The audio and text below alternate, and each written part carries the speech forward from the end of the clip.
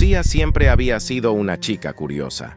A sus 22 años, cursando su tercer año de psicología en la Universidad de Buenos Aires, disfrutaba explorando los rincones más oscuros de Internet, buscando historias y fenómenos que pudieran alimentar su insaciable sed de conocimientos. Había escuchado muchas historias sobre la Deep Web, ese misterioso rincón de la red que supuestamente escondía secretos inimaginables. Una noche, mientras navegaba en uno de los foros más oscuros que había encontrado, se topó con un hilo titulado Las cajas misteriosas. La publicación describía cómo, por una suma de dinero, podías recibir en tu hogar una caja con contenido completamente aleatorio, proveniente de los recovecos más profundos de la Deep Web. Las respuestas al hilo estaban llenas de advertencias y relatos escalofriantes de personas que habían recibido objetos perturbadores, pero a Lucía eso solo le aumentó la curiosidad. Después de pensarlo unos días, y animada por su mejor amiga, Ana, Lucía decidió intentarlo. Usó Bitcoin para realizar la transacción y proporcionó la dirección de su departamento en Palermo. La página le garantizaba que la caja llegaría en menos de una semana. 5 días después, Lucía recibió un mensaje en su celular. Era una notificación de una empresa de mensajería informándole que había un paquete para ella en la recepción de su edificio. La emoción y el nerviosismo se mezclaban en su estómago mientras bajaba a recogerlo. La caja no era muy grande, apenas del tamaño de una caja de zapatos, y estaba envuelta en una capa gruesa de cinta adhesiva marrón. No tenía remitente, solo su dirección escrita con un marcador negro. Lucía subió rápidamente a su departamento y colocó la caja en la mesa del comedor. Ana llegó poco después, lista para acompañarla en la apertura. Con manos temblorosas, Lucía cortó la cinta adhesiva y levantó la tapa. Dentro, encontraron varios objetos envueltos en papel de burbujas. El primero era un pequeño frasco de cristal que contenía un líquido rojo, espeso. Junto a él, un manojo de llaves oxidadas, una muñeca antigua con la cara agrietada y una nota escrita en un papel amarillento. La nota decía simplemente: «La curiosidad mató al gato». Esa noche, después de que Ana se fue, Lucía se quedó pensando en el contenido de la caja. Decidió investigar cada objeto detenidamente. El frasco de líquido rojo parecía sangre, pero no podía estar segura sin analizarlo. Las llaves no tenían marcas identificables. Y la muñeca la inquietaba más que cualquier otra cosa. Mientras Lucía dormía, tuvo una pesadilla. En ella, se encontraba en una habitación oscura, rodeada de susurros inaudibles. La muñeca estaba en el centro de la habitación, mirándola fijamente con sus ojos vacíos. De repente, la muñeca comenzó a moverse, lentamente al principio, pero luego corrió hacia ella con una velocidad inhumana. Lucía se despertó sobresaltada, empapada en sudor. El reloj marcaba las 3:00 am. A pesar del miedo, decidió levantarse y revisar la muñeca. La encontró exactamente donde la había dejado, pero al mirarla más de cerca, notó algo que no había visto antes. Una inscripción en la parte posterior de su cuello. Decía: «La próxima vez será real». Al día siguiente, Lucía no podía concentrarse en sus clases. Los objetos de la caja ocupaban todos sus pensamientos. Durante el almuerzo, decidió contarle a Ana sobre su pesadilla y la inscripción en la muñeca. Ana, aunque escéptica, le sugirió que tirara la caja y todo su contenido, pero Lucía no podía deshacerse de ellos tan fácilmente. Sentía una extraña obligación de descubrir la verdad. Esa noche, volvió a tener una pesadilla, pero esta vez fue peor. Se encontraba en su propio departamento, pero todo estaba distorsionado, como en una película de terror. Las paredes rezumaban sangre y las luces parpadeaban. La muñeca apareció de nuevo, esta vez acompañada de una figura sombría, alta y sin rostro. La figura murmuraba cosas ininteligibles mientras la muñeca se acercaba lentamente a Lucía. De nuevo, se despertó justo antes de que la muñeca la alcanzara. Los días siguientes fueron una espiral descendente hacia el miedo y la paranoia. Lucía sentía que la estaban observando constantemente y las pesadillas continuaban, cada vez más vívidas y aterradoras. Empezó a notar cosas extrañas en su departamento, objetos fuera de lugar, susurros en la oscuridad y una sensación creciente de que no estaba sola. Desesperada, Lucía decidió investigar más a fondo. Buscó en internet cualquier cosa que pudiera relacionarse con los objetos de la caja.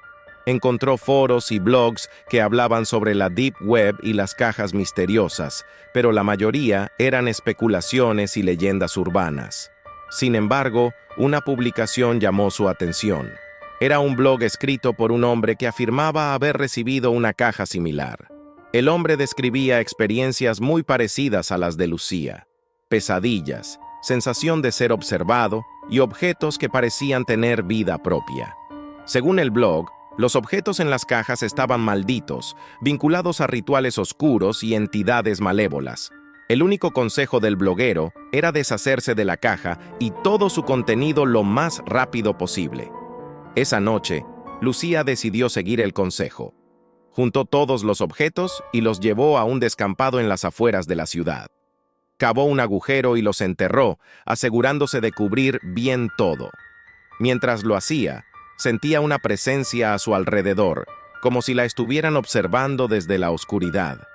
Volvió a su departamento sintiéndose un poco más tranquila, pero al mismo tiempo temía que ya fuera demasiado tarde. A pesar de haber enterrado la caja, las pesadillas no cesaron. La figura sombría y la muñeca seguían apareciendo, y ahora los susurros eran más claros. Decían su nombre, repetidamente, como un mantra oscuro. Lucía comenzó a perder peso y a tener problemas para dormir. Su salud mental se deterioraba rápidamente. Un día, recibió un mensaje en su correo electrónico. Era de una dirección desconocida y contenía solo una frase: "La curiosidad mató al gato, pero la información es poder.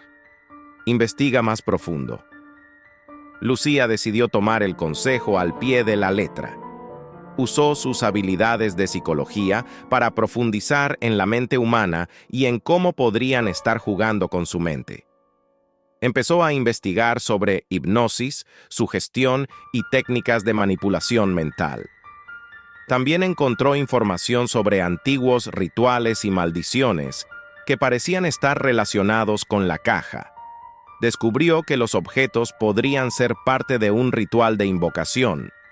La sangre en el frasco, las llaves y la muñeca eran símbolos en muchas culturas de portales y guardianes de otros mundos. La caja no solo era un objeto físico, sino un ancla para una entidad que había sido invocada y ahora estaba vinculada a ella. Lucía sabía que la única manera de liberarse de la maldición era realizar un contrarritual. Pasó días investigando y recopilando los materiales necesarios. Necesitaba símbolos protectores, velas, hierbas específicas y un círculo de sal para sellar la entidad. También necesitaba la ayuda de alguien con experiencia en lo oculto, pero no conocía a nadie así. En su desesperación, acudió a una tienda esotérica en el barrio de San Telmo. La dueña, una mujer mayor llamada Soraya, la escuchó atentamente y accedió a ayudarla. Soraya le explicó que el ritual sería peligroso y que necesitaba estar completamente concentrada y libre de miedo. Esa noche, en su departamento, Lucía y Soraya realizaron el ritual. Encendieron las velas, trazaron los símbolos y formaron el círculo de sal. Mientras recitaban los encantamientos, la temperatura de la habitación bajó drásticamente y una presencia palpable llenó el aire. La figura sombría apareció en el centro del círculo, retorciéndose y gritando en un lenguaje desconocido. Lucía sintió un miedo abrumador, pero continuó recitando los encantamientos. Soraya la apoyaba, su voz firme y clara. Finalmente, la figura comenzó a desvanecerse y con un último grito desapareció por completo. Con la desaparición de la entidad, las pesadillas y los susurros cesaron. Lucía comenzó a recuperar su salud y su vida lentamente volvió a la normalidad. Aunque nunca olvidaría la experiencia, se prometió a sí misma no volver a dejarse llevar por la curiosidad de esa manera. Sin embargo, en el fondo de su mente, una pequeña parte de ella siempre se preguntó si realmente había terminado. A veces, en las noches más silenciosas, creía escuchar un susurro lejano, recordándole que ciertos misterios deben permanecer sin resolver. A pesar de todo, Lucía había aprendido una valiosa lección. La curiosidad puede ser una herramienta poderosa, pero también puede abrir puertas que deberían permanecer cerradas.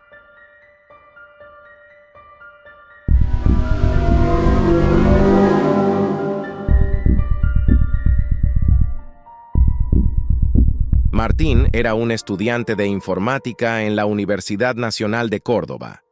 Era un joven de 24 años, inteligente y apasionado por la tecnología, pero también tenía una inclinación por explorar lo desconocido. Sus noches eran largas y solitarias, pasadas frente a la pantalla de su computadora, navegando por los rincones más oscuros de Internet. Había oído hablar de la Deep Web, ese lugar misterioso y peligroso que albergaba secretos y horrores inimaginables. Para Martín, la Deep Web representaba un desafío, un territorio inexplorado que debía conquistar. Una noche, mientras investigaba en un foro de hackers, encontró una discusión sobre una página web que solo podía ser accedida a través de la Deep Web. La página se llamaba El Corazón de la Oscuridad y estaba envuelta en leyendas y rumores. Se decía que aquellos que lograban acceder a ella encontraban contenido que trascendía lo humano, cosas que nadie debería ver.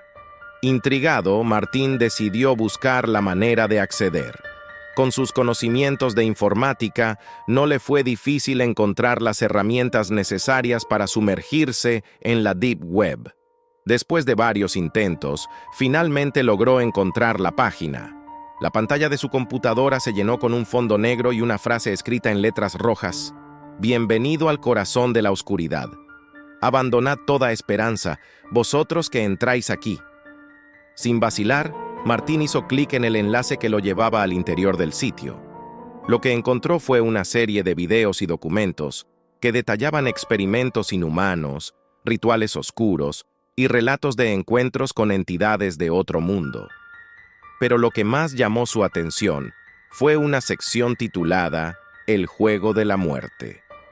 El Juego de la Muerte era una serie de desafíos que, según la página, probaban los límites de la cordura y el valor de los participantes. Cada desafío era más perturbador que el anterior, y pocos habían logrado completarlos todos. Los que lo hicieron afirmaban haber sido marcados de por vida. Martín, fascinado y con una confianza temeraria en sus habilidades, decidió aceptar el primer desafío. Consistía en ver un video titulado La Puerta de los Condenados. El video mostraba a un hombre siendo sometido a torturas inimaginables en un cuarto oscuro, mientras una voz en off narraba sus sufrimientos en detalle. Aunque perturbador, Martín soportó verlo hasta el final. Al completar el primer desafío, recibió un correo electrónico anónimo. El mensaje lo felicitaba por su valentía y le daba instrucciones para el siguiente desafío. Cada nuevo correo electrónico era más críptico y macabro que el anterior, y con cada desafío, Martín sentía que se adentraba más en un abismo sin retorno.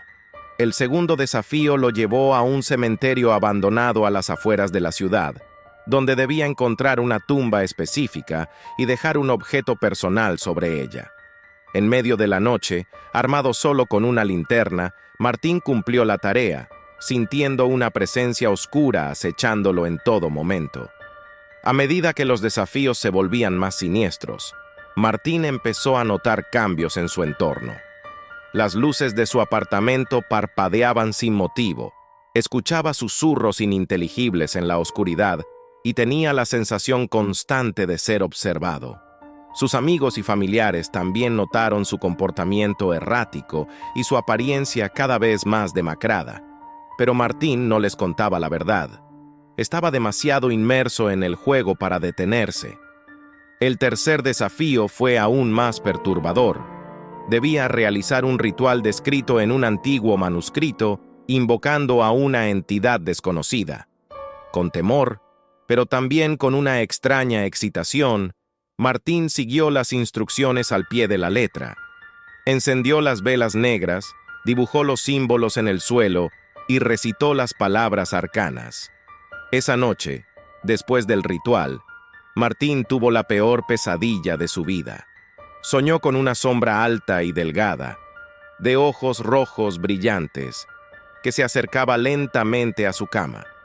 No podía moverse ni gritar, y cuando la sombra extendió su mano hacia él, se despertó sobresaltado, sudando frío. A partir de ese momento, la sombra comenzó a aparecer en su vida diaria. A veces la veía de reojo, acechando en las esquinas de su visión. Otras veces sentía su presencia detrás de él, susurrando su nombre en la oscuridad. Pero a pesar del terror creciente, Martín no podía detenerse. El juego lo había atrapado por completo.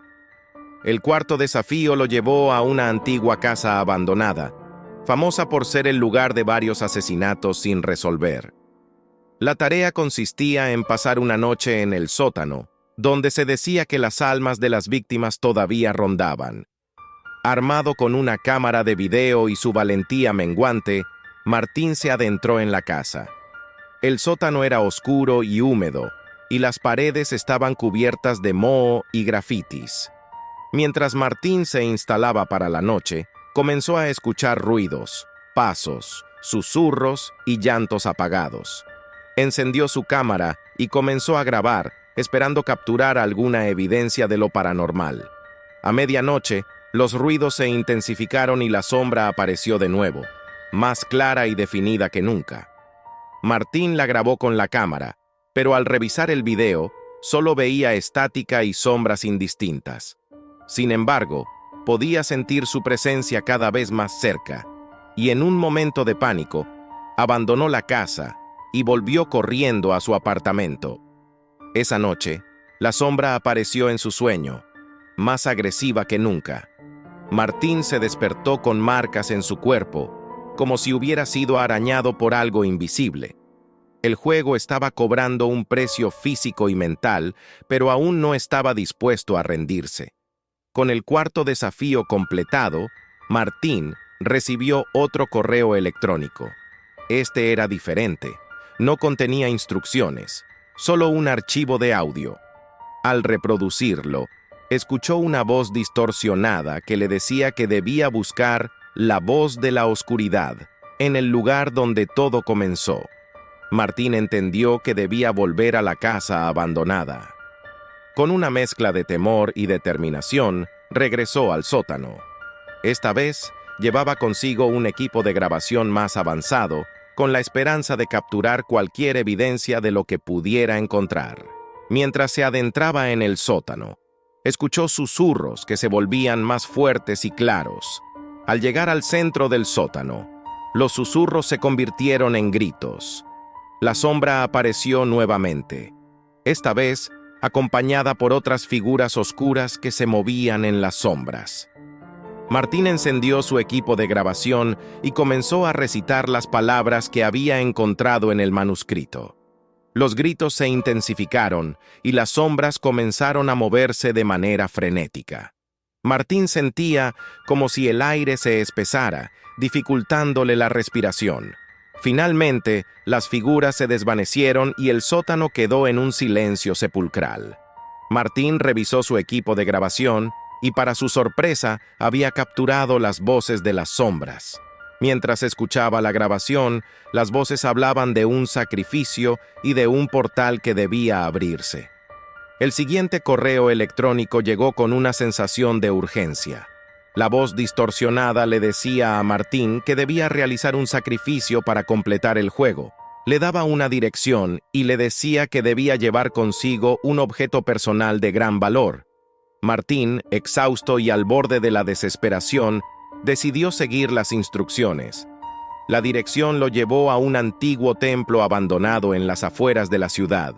Al llegar, encontró un altar con símbolos arcanos y una inscripción que decía: «El sacrificio debe ser puro».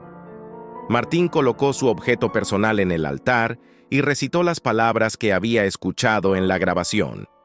De repente, el suelo comenzó a temblar y una luz brillante emanó del altar. Martín sintió un dolor agudo en su pecho y cayó al suelo, perdiendo el conocimiento. Cuando Martín despertó, se encontraba en un lugar completamente diferente.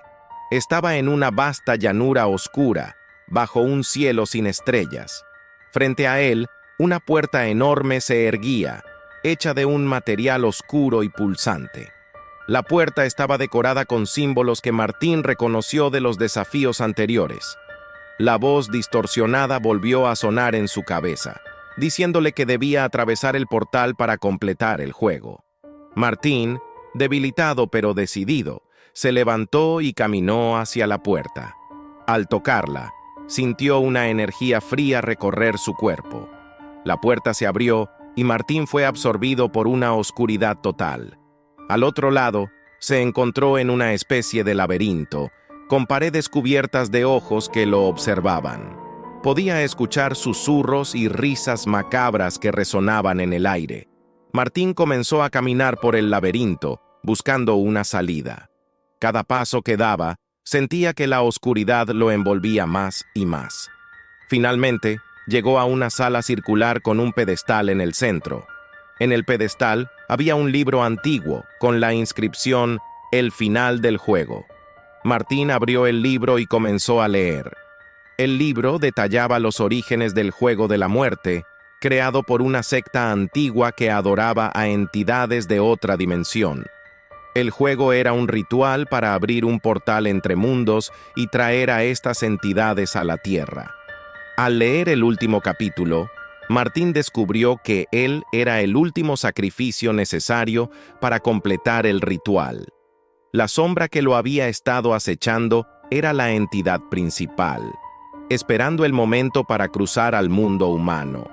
De repente, la sala se llenó de una luz cegadora y la sombra apareció una vez más. Esta vez, la sombra se fusionó con Martín y él sintió como su cuerpo se desintegraba y su mente era absorbida por la entidad. Martín despertó en su apartamento, pero algo había cambiado. Sentía una conexión profunda con la oscuridad y podía ver y oír cosas que antes no podía. Sabía que la entidad ahora formaba parte de él y que el portal estaba abierto. A medida que los días pasaban, Martín comenzó a notar cambios en su entorno.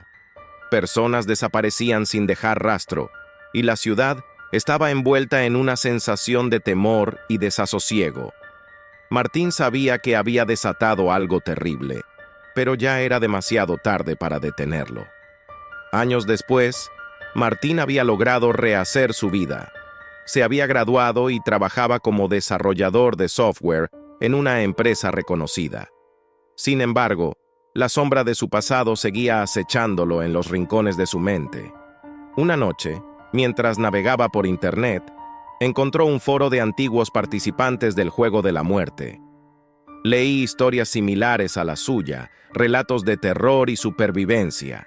Se dio cuenta de que no estaba solo, que otros habían pasado por lo mismo y habían logrado superarlo. Decidió compartir su historia con la esperanza de advertir a otros sobre los peligros de la Deep Web y la curiosidad desmedida. Su relato se convirtió en una advertencia para aquellos que, como él, sentían la tentación de explorar lo desconocido. Y aunque nunca sabría cuántas personas habían sido salvadas por su advertencia, Martín encontró un consuelo en saber que su experiencia no había sido en vano. Había aprendido que la curiosidad tiene un precio, y a veces ese precio es demasiado alto para pagarlo.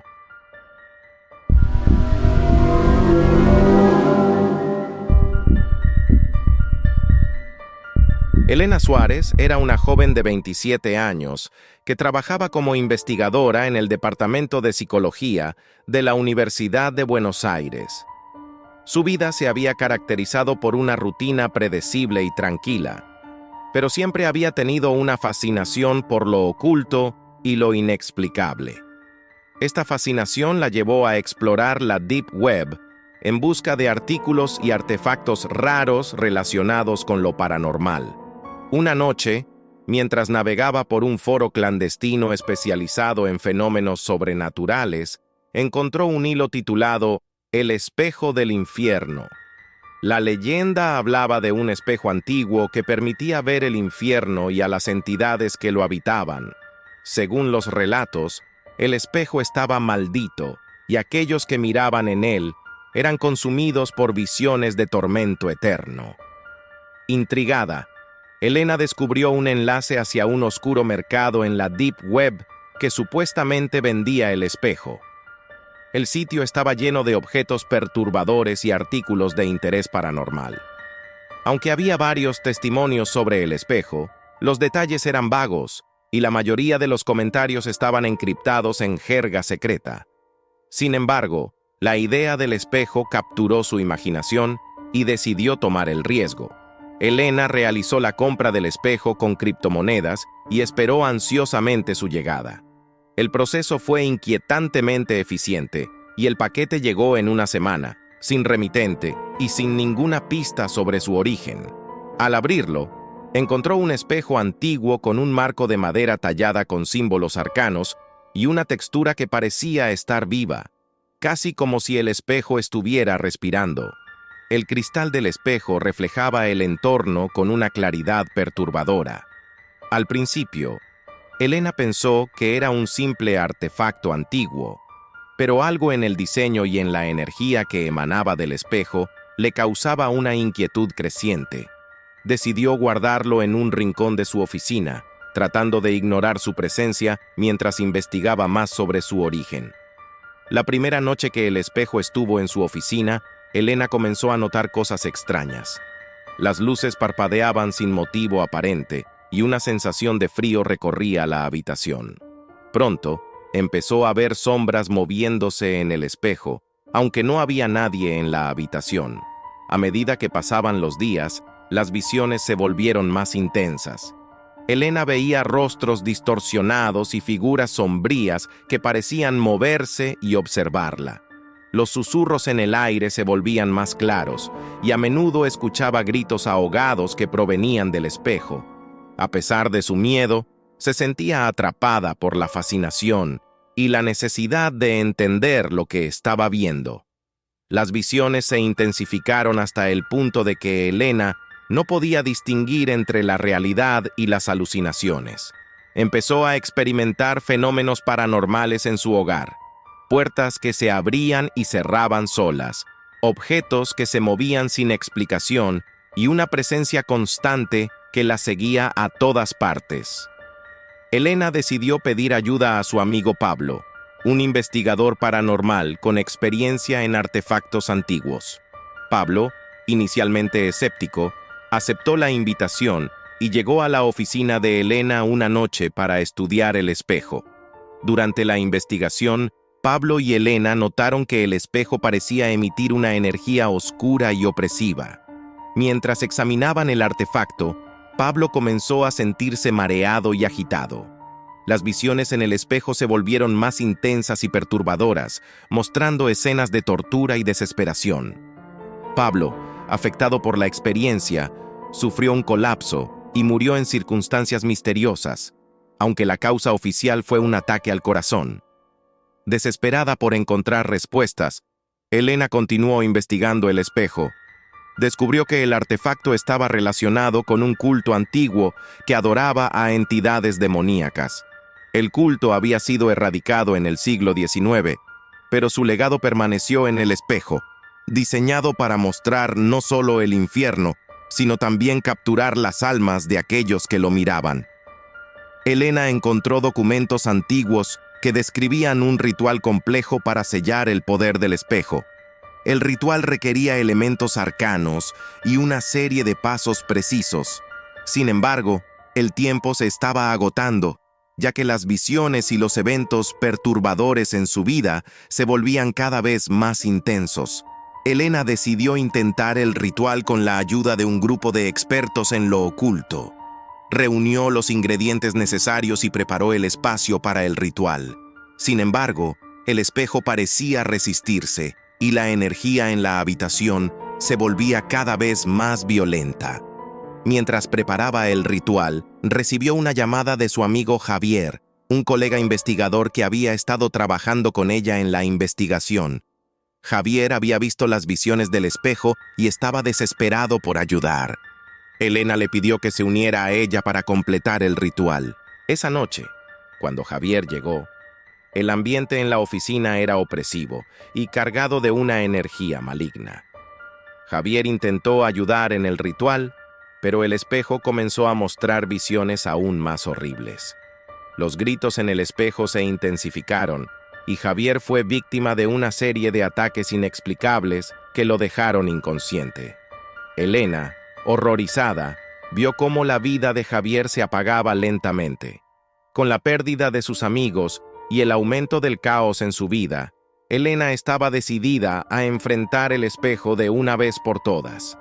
Decidió llevar a cabo el ritual final en el lugar donde el espejo había sido destruido, utilizando todos los conocimientos adquiridos en su investigación.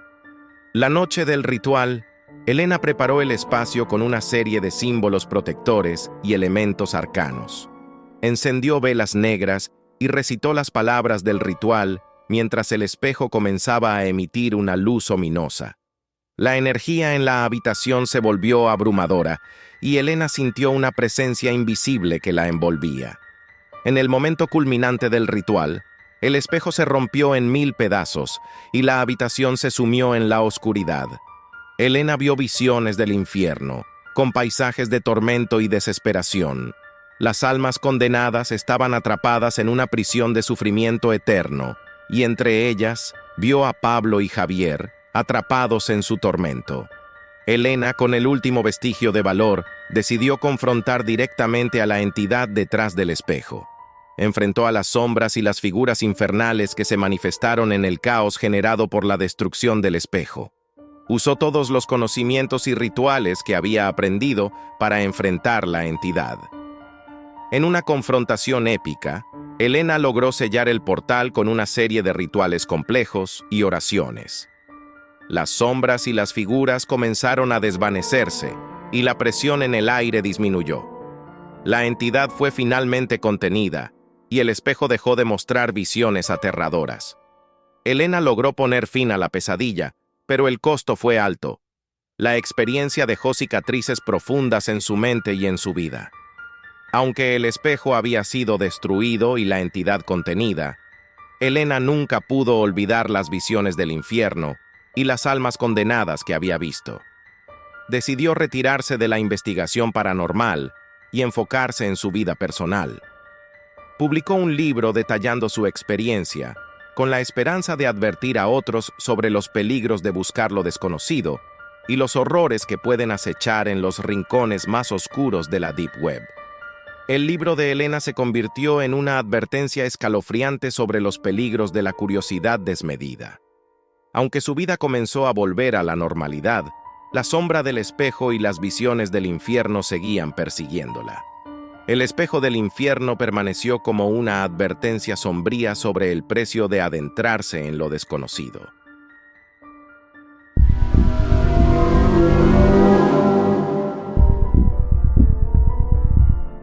Nunca pensé que mi curiosidad por la Deep Web me llevaría al borde del abismo. Mi nombre es Javier Martínez, tengo 24 años y soy un estudiante de informática en Buenos Aires. Desde pequeño, siempre me fascinó el mundo de la tecnología, y mi habilidad para hackear sistemas me había ganado el respeto de mis amigos. Pero esa misma fascinación me llevó a un lugar del que no pude regresar. Era una noche tranquila cuando decidí explorar un foro en la Deep Web que prometía acceso a herramientas de hacking de última generación. La pantalla de mi computadora parpadeaba en la penumbra de mi habitación y mis dedos danzaban sobre el teclado con una mezcla de excitación y nerviosismo. Encontré un hilo titulado Acceso a la red oculta. El mensaje hablaba de un grupo secreto de hackers y un software revolucionario que, según decían, podía infiltrarse en los sistemas más protegidos. El enlace me llevó a una página oscura y profesional que ofrecía un programa que prometía capacidades de hacking sin precedentes. Mi corazón latía con fuerza mientras descargaba el software y lo instalaba en mi computadora. La interfaz era impresionante, pero algo en mi interior me decía que estaba a punto de cruzar una línea que nunca podría deshacer. En ese momento, no sabía que la curiosidad me estaba empujando hacia una trampa mortal. Al principio, todo parecía perfecto. El software funcionaba sin problemas, permitiéndome acceder a redes y sistemas con una facilidad sorprendente. Me sentí invencible, como si tuviera el mundo digital en la palma de mi mano. Pero esa sensación de poder pronto se volvió en mi contra. Pasaron unos días y empecé a notar anomalías en mi computadora. Archivos que cambiaban de nombre por sí mismos, ventanas emergentes que aparecían sin motivo, y un uso de datos que no tenía sentido. El malestar comenzó a crecer cuando empecé a recibir correos electrónicos amenazantes. Eran mensajes crípticos, pero contenían detalles personales que solo alguien con acceso a mi vida íntima podría conocer. La primera vez que vi una captura de pantalla de mi escritorio en uno de esos correos, sentí un escalofrío recorrer mi columna vertebral. Me mostraban exactamente lo que estaba haciendo en ese momento. Al principio, traté de convencerme de que era una coincidencia, pero el miedo se apoderó de mí cuando los mensajes se volvieron más amenazantes. Cada notificación en mi teléfono, cada pitido de mi computadora, era un recordatorio constante de que alguien estaba observándome. El acoso se volvió más intenso y personal. Recibí fotos y videos que mostraban mi vida privada, mi sala de estar, mi cocina, incluso mi dormitorio. La invasión era indescriptible. Sabía que no estaba solo en mi apartamento. Las cámaras de seguridad comenzaron a fallar de manera errática, a veces encendiéndose y apagándose sin motivo aparente. La sensación de estar siendo observado se volvió constante. La gota que colmó el vaso fue cuando recibí una transmisión en vivo. Al hacer clic en el enlace, fui dirigido a una página que mostraba una cámara en tiempo real en mi sala de estar.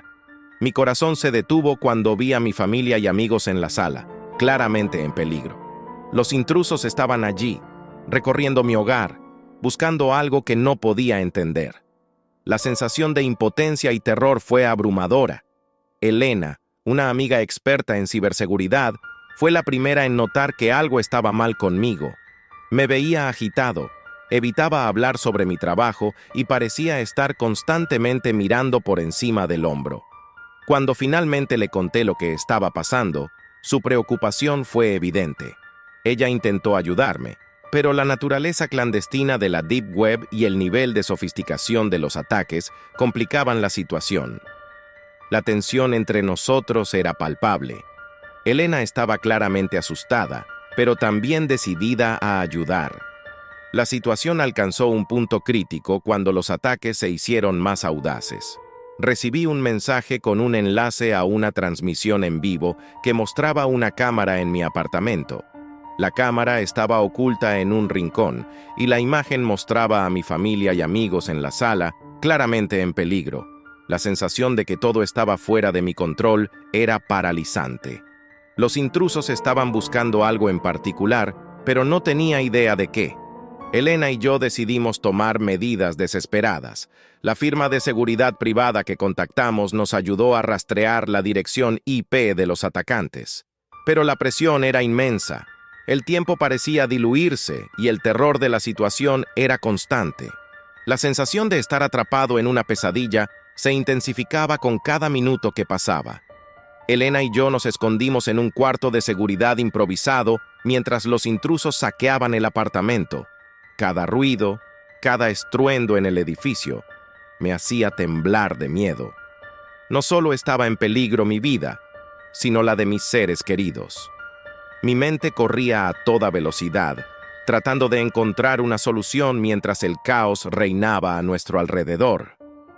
Una noche, mientras estábamos en el apartamento tratando de protegernos, la puerta se abrió de golpe. Un grupo de hombres enmascarados entró, armados y con un propósito claro. La violencia con la que saqueaban mi apartamento era aterradora. Rompieron muebles, destruyeron equipos electrónicos y buscaron sin piedad. Sabía que estaban buscando algo específico, pero no tenía idea de qué era. Nosotros nos escondimos en un rincón del apartamento, temblando de miedo mientras los intrusos revisaban cada rincón. La tensión era insoportable. El sonido de los pasos en el suelo y el ruido de los objetos rompiéndose era una constante amenaza. No teníamos idea de cuánto tiempo podríamos mantenernos ocultos. Finalmente, logramos escapar por una ventana trasera. Bajamos por las escaleras de emergencia, sintiendo la adrenalina correr por nuestras venas. La huida fue caótica. La sensación de ser cazado, de estar en peligro constante, era abrumadora.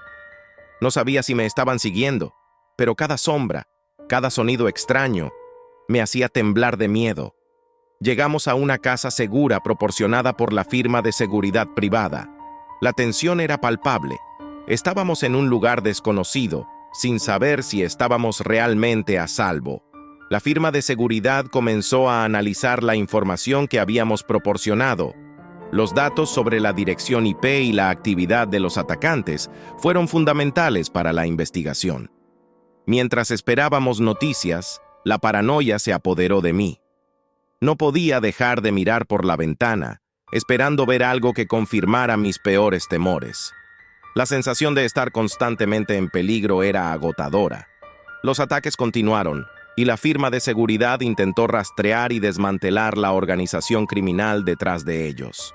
La policía, ahora equipada con evidencia más sólida proporcionada por la firma de seguridad, comenzó a investigar a fondo.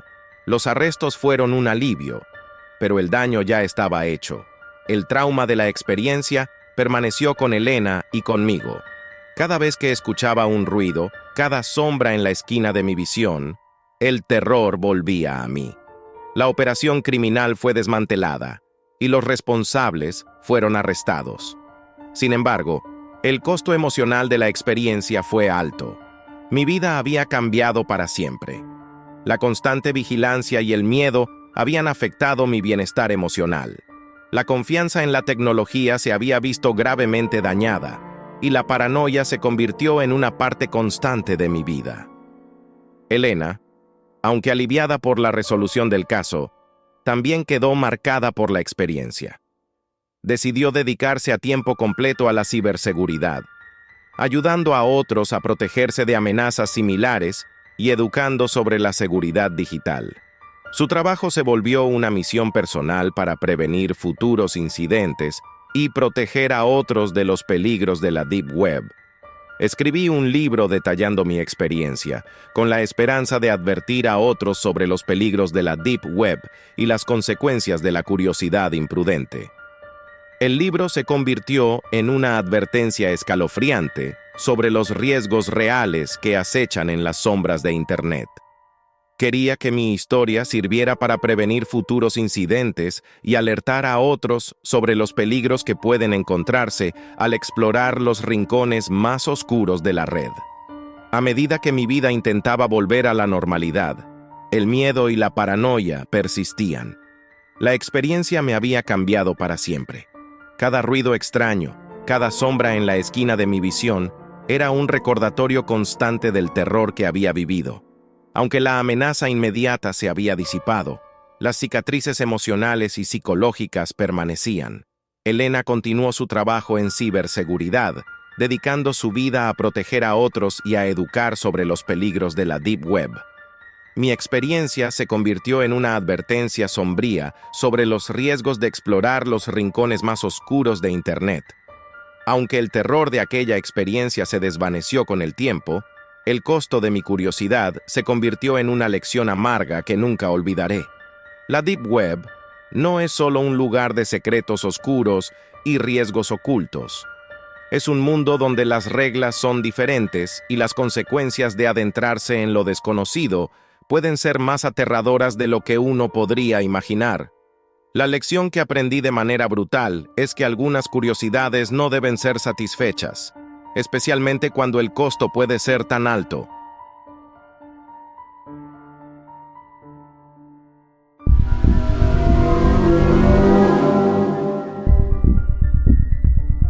La vida de Marcos Pérez siempre había estado marcada por la rutina. A sus 27 años, trabajaba como técnico en un pequeño taller de reparaciones electrónicas en Buenos Aires. Sus días transcurrían entre el ruido de herramientas y el brillo de las pantallas de los dispositivos, un ciclo que parecía interminable.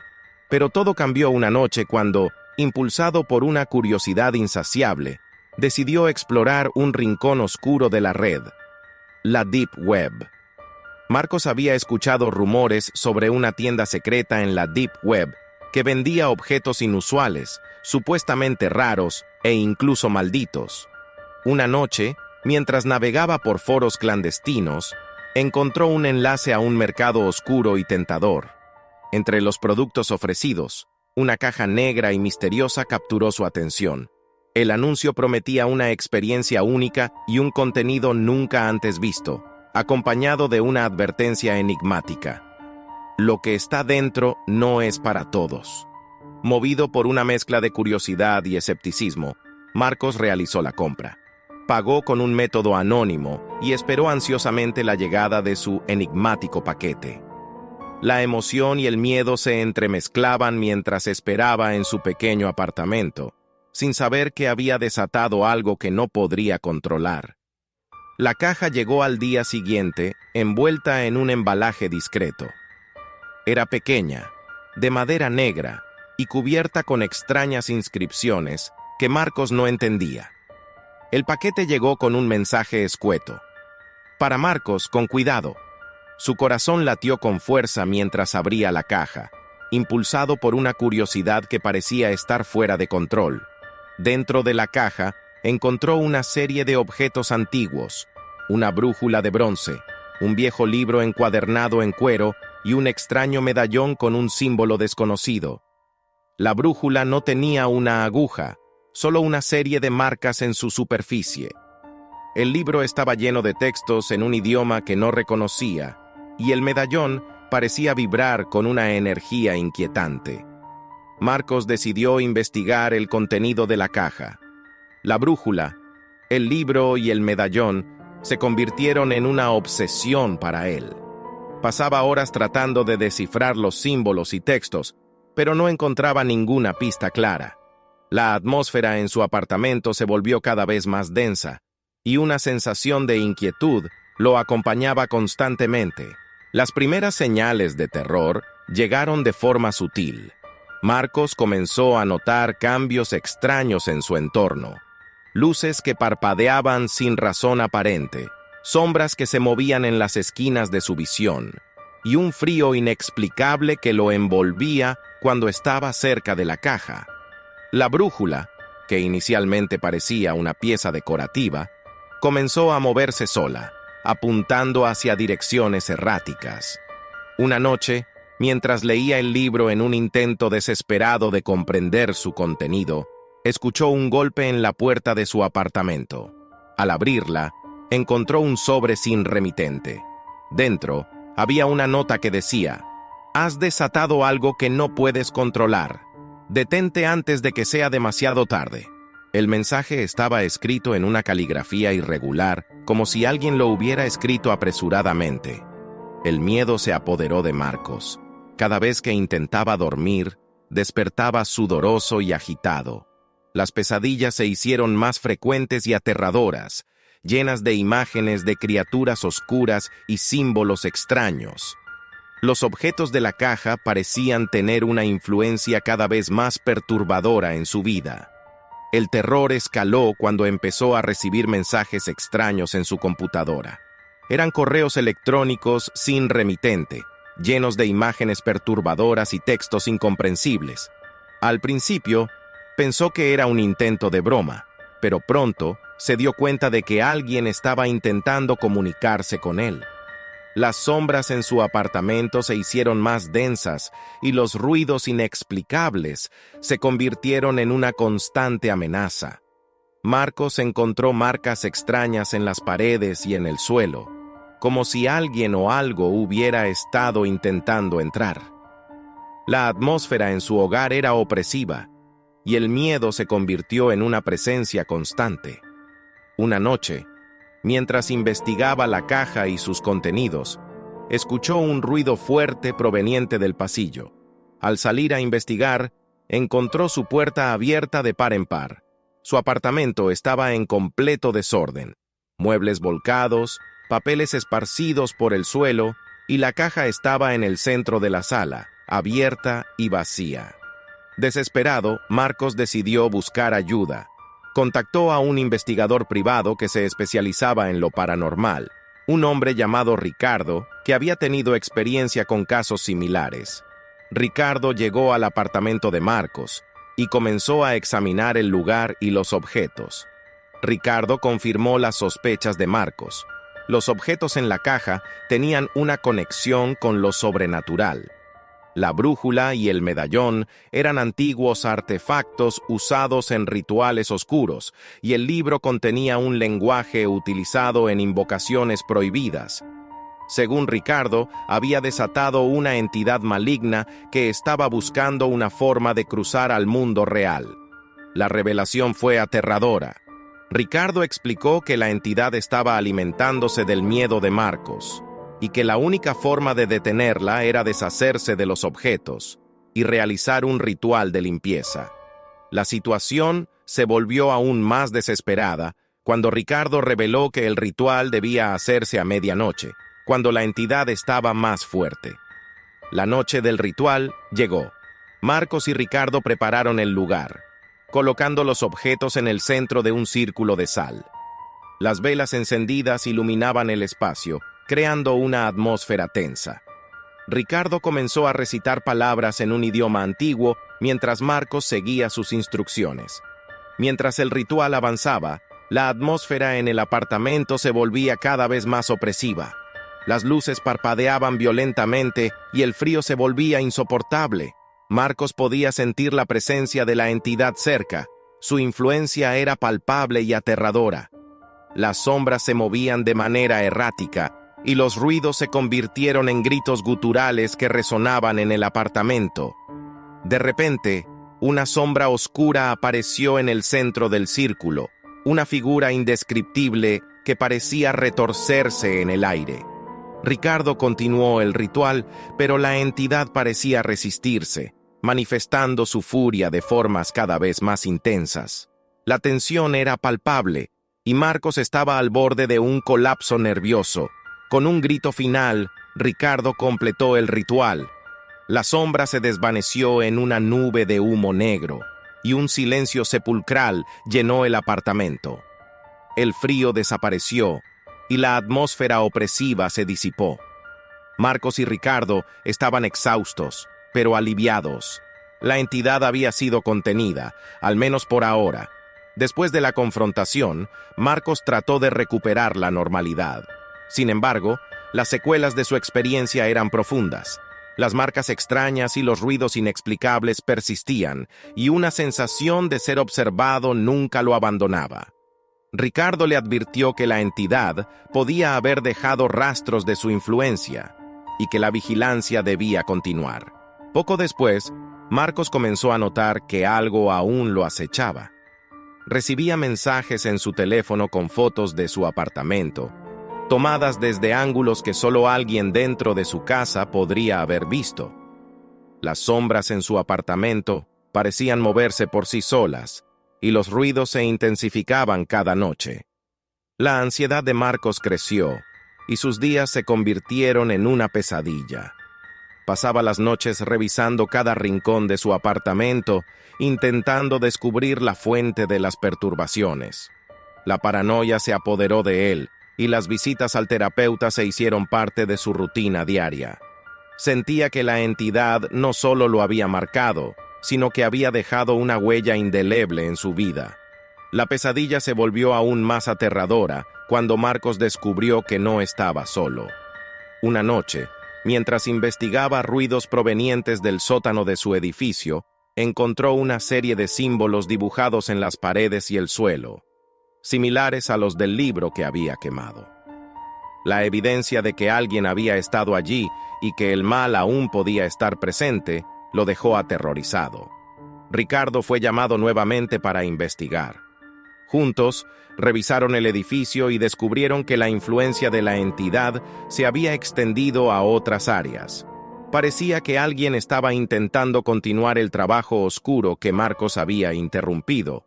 Los rituales y las marcas en las paredes sugerían que la entidad había encontrado un nuevo camino para regresar a la realidad.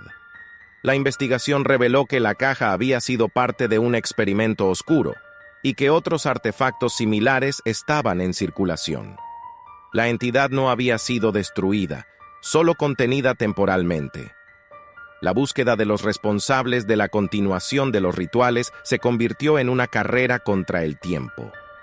Marcos y Ricardo se embarcaron en una misión desesperada para encontrar y detener a los responsables.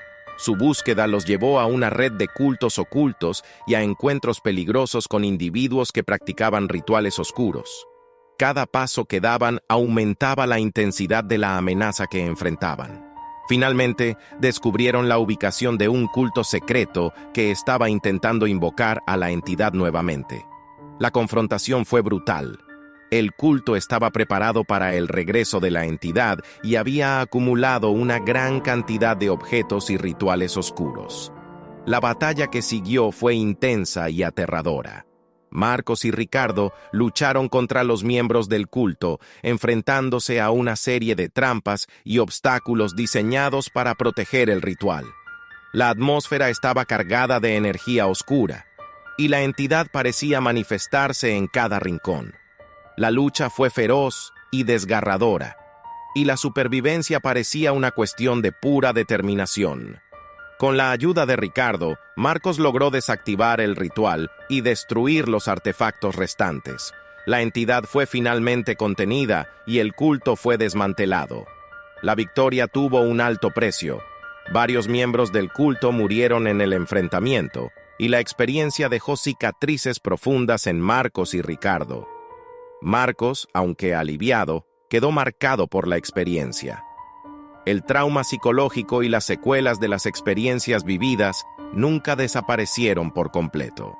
Ricardo, por su parte, continuó su trabajo en lo paranormal, pero siempre recordará el impacto que la entidad tuvo en sus vidas.